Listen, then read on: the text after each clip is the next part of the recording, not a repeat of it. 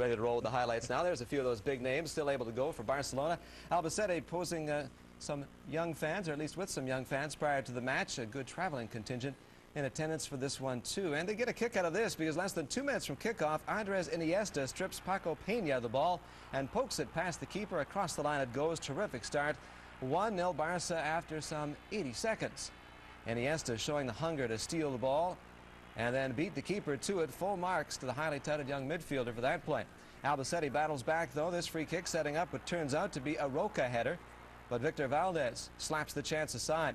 Still 1-0 Barcelona in the first half, and that is injury time in the first half when Ito freezes the defense, opening things up for Ronaldinho, and he very nearly chips the keeper for a 2-0 goal. That a thing of beauty. What creativity.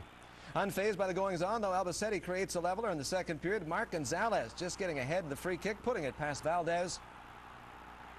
And we've got ourselves a 1-1 game. Home fans loving that. Gonzalez out-positioning Puyol to earn the clutch goal. But short-staffed Barca manages to regain the lead, and for good, Xavi pounding the weak clearing attempt and pounding it just inside that far post. That puts the visitors ahead to stay, I dare say. A header.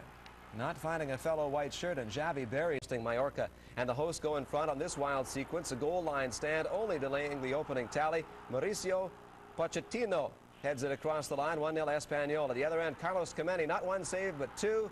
And then somehow that ball manages to stay out. Man talking to himself. I don't blame him after that.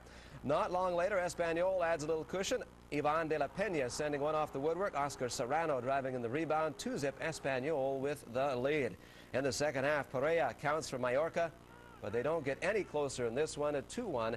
Sociedad's Nihat stinging the hands of Iker Casillas just past the half hour. The Basque side unbeaten in 5 years at the Bernabeu.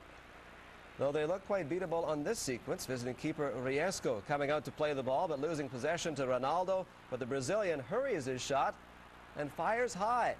Won't see that very often. 2 minutes later, Michel Salgado and David Beckham work a little 1-2 that sends Salgado in where he can feed Ronaldo. And Ronaldo makes us all forget about that earlier miss. What a goal. 1-0 Real Madrid. Then, just ahead of the break, more from the hosts. Beckham to Ronaldo. Big save, though, from Riesco, and he grabs onto that loose ball, making sure there isn't another goal just then. Early in the second half, Real Madrid continues to push. And this time, Figo to Zidane, and Zizou's go again, blocked by Riesco. Assier keeping his team in it with some spectacular play. At least keeping them in the game long enough for this. The ball played from the left side into the area for Kovacevic. He nods it to Nihat, and the Turkish delight rips in a sweet one for Real Sociedad, making it a 1-1 game.